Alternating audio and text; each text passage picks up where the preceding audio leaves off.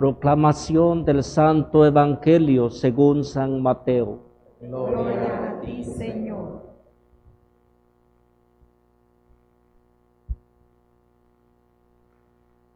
En aquel tiempo, Jesús subió de nuevo a la barca, pasó a la otra orilla del lago y llegó a Cafarnaúm, su ciudad.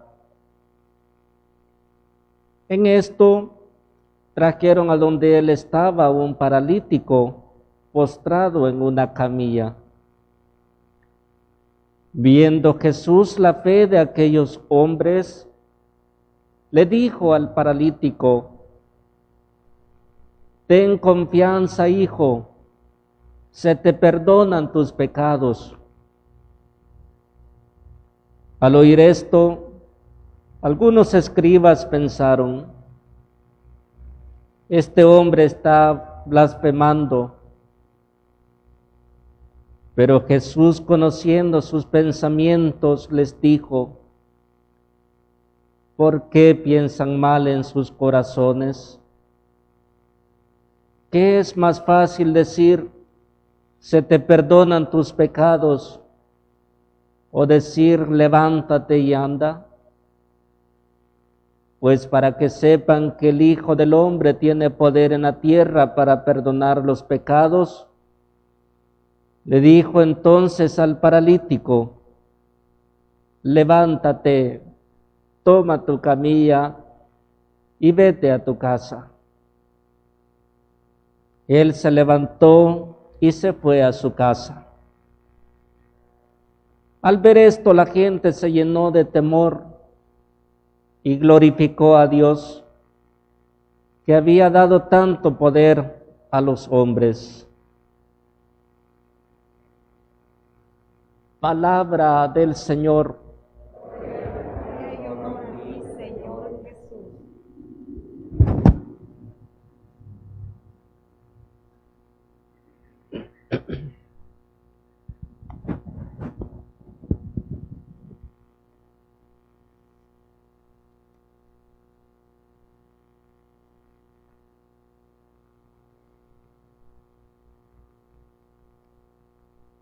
Hermanos y hermanas, esta tarde nos hemos acercado a la casa del Señor y nos hemos acercado con fe para participar del sacramento del amor, de la misericordia. Es una bendición grande cuando nos acercamos a un templo y tenemos nuestra mirada puesta sobre este altar. En ese altar donde se hace presente el Señor sacramentalmente, su cuerpo y su sangre. Es una bendición también para el sacerdote, con sus manos ungidas, invocar al Espíritu Santo para bendecir los dones de pan y vino. Bendito sea Dios que nos permite a todos alimentarnos de este manjar, de prepararnos,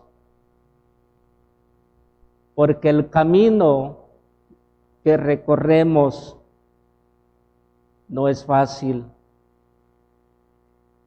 y necesitamos alimentarnos del cuerpo y la sangre del Señor. Quiero hacer una llamada en el nombre del Señor a todos aquellos que tienen oportunidad de recibir el cuerpo y la sangre del Señor, pero no se han puesto en gracia con Él, que lo puedan hacer. Solo tienen que confesarse, hermanos. No pueden ustedes estar perdiendo esta gran oportunidad de alimentarse del cuerpo y la sangre del Señor. Vayamos al sacramento de la reconciliación. Es verdad que algunos hermanos nuestros, por diferentes motivos, no pueden comulgar. Pero yo quiero también decirle a ellos que un día, Dios mediante, van a arreglar su vida y van a poder recibir el cuerpo y la sangre del Señor. Nos ha contado hoy el evangelista San Mateo este episodio de una parte de la vida, del recorrido y la misión que hace nuestro Señor Jesucristo. Dice el evangelista San Mateo que le trajeron a un paralítico. Le acercaron a un hombre que no podía valerse por sí mismo. Un hombre que necesitaba la ayuda de los demás. Hermanos, hemos escuchado aquel dicho que todos necesitamos de todos. Necesitamos de nuestros hermanos, necesitamos de los demás. Necesitamos la ayuda del otro. De diferentes maneras nosotros necesitamos de los demás.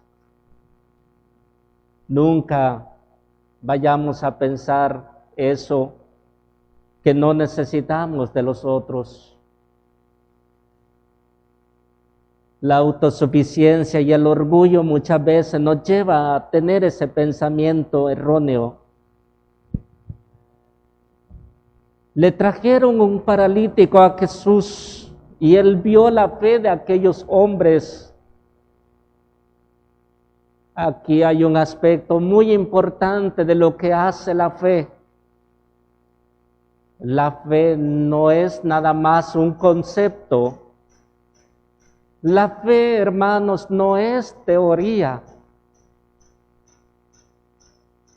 No es nada más un conocimiento.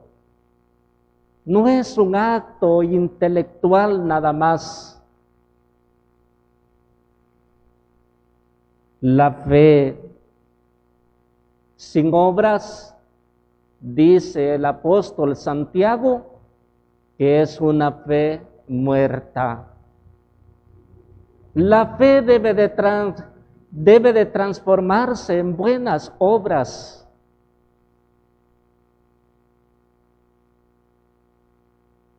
Y estos hombres hacen un acto de fe. Bien sabemos que la fe es un proceso, que la fe no la adquirimos de la noche a la mañana. No se nos olvide, hermanos, que la fe es gradual. La fe es gradual. Poco a poco vamos adquiriendo esta virtud. Pero no nos detengamos, hermanos, no seamos conformistas, porque yo veo ese gran problema, que muchas veces caemos en esto, en el conformismo. Y a veces nos dejamos llevar nada más por algunas emociones y no le seguimos pidiendo al Señor una fe firme, una fe sólida, una fe fuerte, una fe que esté cimentada sobre la roca. Y esto es lo que debemos de hacer siempre, porque la fe es gradual, la fe tiene que ir creciendo poco a poco. Pero si nosotros no nos preocupamos para que esa fe vaya creciendo, ciertamente pues nos vamos a estancar y nos vamos a quedar ahí. No necesitamos otro retiro de inicio. Necesitamos reafirmar lo que ya tenemos. A veces nos sentimos que hemos caído en un vacío, hemos caído pues en un sinsentido de la vida. A mí me da tristeza que hay gente que anda de retiro en retiro. Eso no está bien, ¿verdad? No necesitamos otro retiro de inicio. Necesitamos nada más volver a reafirmar, a sostener, a crecer lo que nosotros ya tenemos. Eso necesitamos. Porque si no, pues vamos a andar de retiro en retiro y cuando volvemos, cuando viene la crisis en nuestra vida, pues nos detenemos allí. Nos vamos a estancar y ya no vamos a seguir a más. Entonces, hay que tener en cuenta que la fe es eso, es una base fundamental en nuestra vida cristiana, y así también son las otras virtudes como la esperanza y la caridad que van sosteniendo nuestra vida cristiana. Pero si esto no lo alimentamos en nuestro diario vivir, esa casa se va a derrumbar. Con cualquier problemita, con cualquier crisis que se venga a nuestra vida, eso se va a derrumbar. Qué bonito ver a aquellos hermanos que ya tienen como 30 años de que hicieron su retiro inicio. Pero esos hermanos viven tan alegres, convencidos de su fe, y van caminando, van hacia adelante. Han sabido sostener, han sabido apreciar aquello que recibieron ese día, y se han seguido alimentando de lo que el Señor nos ha dejado, todos los medios que tenemos en la iglesia. Necesitamos volver al primer amor, por supuesto, y ese primer amor cada día lo tenemos que alimentar, cada día lo tenemos que hacer crecer en nuestra vida. Si perdemos nuestro primer amor, entonces ahí comienza a derrumbarse toda nuestra vida espiritual. Por eso le hice esa llamada para que vayan a confesarse o busquemos el sacramento, y lo que tenemos esa oportunidad, alimentémonos. Dice aquella alabanza que no podemos caminar con hambre bajo el sol, y eso es verdad. No podemos caminar con hambre, nos vamos a desmayar, vamos a quedar allí y es seguro una muerte espiritual. De modo que entre más crezca esta fe, entre más la alimentemos, como dice el Señor, pues si tuvieran fe como un granito de mostaza, seríamos capaces de mover montañas. Es decir, pues milagros, cosas bonitas pasar a nuestra vida. No le diéramos lugar pues al rencor, que es quizás como una colina, es como una montaña que llevamos dentro. Le diríamos, arráncate, ¿verdad? Muévete a un lado, dame ese espacio, yo quiero ir hacia adelante. Esas personas que llevaban a este paralítico habían creído en Jesús y por eso lo llevaron a Él. Miren qué hermoso lo que hace la fe. Cuando una persona tiene fe, hace que muchas personas enfermas, muchas personas que están pues necesitadas, que necesitan, sean conducidas hacia Jesús. Cuando no tenemos fe, pues evidentemente pues no vamos a tener movimiento, no nos vamos a movilizar. No nos vamos a preocupar por la necesidad de los demás. No le vamos a ayudar a aquellas personas que necesitan de Dios. Aquellas personas que necesitan ser curadas, no les vamos a ayudar. Pero cuando hay fe, sí, nosotros le vamos a decir a esa persona, el Señor le puede curar de esta enfermedad espiritual. El Señor le puede quitar esa tristeza que lleva usted dentro. El Señor le puede quitar, le puede sanar de esa ansiedad, de esa depresión. El Señor le puede curar de ese resentimiento que usted está llevando dentro. Nos vamos a preocupar de esas personas que están necesitando de Dios. Pero un cristiano que no tiene fe, pues simplemente ignora las necesidades de los demás. Y el peor de los casos, hasta se burla. Uy, esa persona como es, ¿verdad? Y nos burlamos de las necesidades de los otros. Hermanos, la fe es movimiento. La fe está siempre allí movilizándose. Las personas de fe, eso es lo que hacen. ¿A cuántas personas vamos a acercar a Jesús por nuestra fe? Ellos se preocupan al ver el sufrimiento de este hombre y deciden ayudarle. Es otro aspecto importante que no hay que perder de vista como buenos cristianos que somos. Hermano, no hay que perder la sensibilidad. No hay que perder la sensibilidad. Ayudemos a quien lo necesita. Es una obra de caridad, es una obra de misericordia la que hacemos. ¿Cuánta necesidad hay en nuestro alrededor? ¿Cuántas personas están clamando nuestra ayuda? Pero muchas veces nosotros pasamos de largo y no nos detenemos a ayudar a estas personas que están necesitadas. Debemos de detenernos y escucharles. Con eso estamos haciendo bastante, con escuchar a las personas. Debemos de permitirle a que se desahoguen. Muchas veces pues eso es lo que necesita la gente, ser escuchada.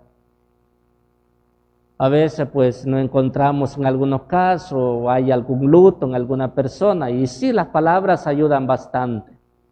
Pero lo primero que hacemos muchas veces pues, es detener a las personas y decirle, no, ya no llore, ya, ¿verdad? Y no dejamos que las personas a veces se desahoguen.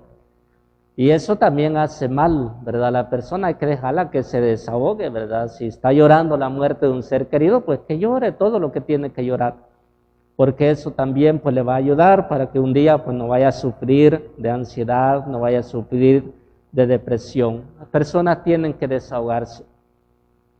Y a veces somos buenos para dar discursos también, de decirle muchas palabras a las personas, y a veces no quieren escuchar nada.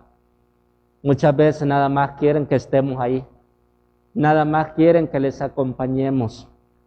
Yo eso he hecho con mucha gente y después me ha dicho, gracias Padre, y yo les digo a veces, si yo no le he dicho nada, yo no le he ayudado. No, pero esa presencia, ¿verdad? Esa compañía en ese momento en que yo lo necesitaba, pues usted estuvo allí, ¿verdad? Y eso es muy lindo, ¿verdad? Muchas veces pues la gente no necesita que le demos discurso o que le digamos muchas palabras, sino que quizás un apretón de manos, un abrazo o alguna palabrita, ¿verdad? Eso ayudaría mucho a las personas. Cuando el hijo pródigo llega donde su papá, pues él no le dice nada, no le reclama, sino que le da nada más un abrazo. Y así pues sucio, ¿verdad? Él no tiene miedo de abrazar a su papá. Pero el papá no le dice pues, quizás, de hecho pues, podría haberle reclamado por todo lo que él había malgastado y se lo tenía ganado este hijo. Pero aquel papá pues quizás había tenido también una historia cruel y quiso pues que eso pues no se repitiera, aquella cosa que él había vivido en su vida, y decidió hacer esto con su hijo, que era pues una forma también de sanar pues aquellas heridas, aquel dolor que él llevaba. Entonces no perdamos también de vista esto, hay que ayudar a aquellos que lo necesitan. Y Jesús actúa en la vida de este hombre. Eso es lo que hace Jesús. Nosotros nada más somos instrumentos por medio de la fe, por medio de nuestra caridad acercamos a las personas a Jesús. Y de ahí pues ya no va a ser obra de nosotros, sino que va a ser Jesús quien va a obrar en estas personas. Nosotros hemos llevado a mucha gente a los retiros, pero no ha sido obra nuestra, ¿verdad? Lo que va a ser ahí, lo demás pues lo va a hacer Jesús. Y le dice estas palabras, ten confianza, hijo. Es una palabra tierna. Un padre que siente el dolor de su hijo y que le quiere ayudar. Muchas veces nosotros hemos sido ese hijo que necesitamos ayuda del Señor. Y muchas veces en nuestro interior también Jesús nos ha dicho, ten confianza, hijo, puedes salir de esta crisis, puedes salir de este problema. Ten confianza. La confianza, necesitamos tener mucha confianza en el Señor. Y le dice, se te perdonan tus pecados. Esta palabra, evidentemente que este hombre no la pensaba escuchar. Sí, tal vez le habían dicho que Jesús le podía levantar de esa camilla, pero jamás se imaginó escuchar esa palabra. Tus pecados te son perdonados. Y esto es lo más importante que Jesús quiere hacer en nuestra vida, perdonar nuestros pecados, limpiar nuestro interior. El cuerpo un día pues lo vamos a perder, se va a desintegrar cuando nos muramos, pero que nuestra alma, hermanos, que no se pierda, que nuestra alma se salve. Lo más importante es eso, nuestra salud espiritual. Hay mucha gente que anda buscando la salud física y no su salud espiritual. Y está bien, hay que buscar la salud física, hay que pedirle al Señor, si es su voluntad, que me cure de esta enfermedad. Pero antes hay que pedirle al Señor que nos cure de nuestras enfermedades espirituales. Esto es lo que tenemos que hacer primero. Y hay muchas personas que están ya bastante deterioradas y ciertamente pues no se quieren ir. Hay personas que quieren curarse, ¿verdad? Y hay cosas que también pues nos tenemos que preparar para eso. A veces ya estamos degradados y ya pues nos tenemos que preparar para el último viaje.